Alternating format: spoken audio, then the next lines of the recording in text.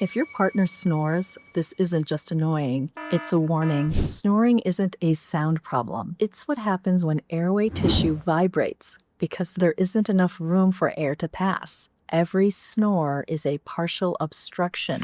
Over time, you get fragmented sleep, oxygen drops, stress hormones spike, cardiovascular load. The person sleeping next to a snorer loses sleep too, and usually blames themselves for being a light sleeper. You're not a light sleeper. Your nervous system is responding to a real threat in the room. Both of you deserve answers. Snoring isn't a quirk. It's your airway asking for help loudly every night. The partner that's losing sleep isn't too sensitive.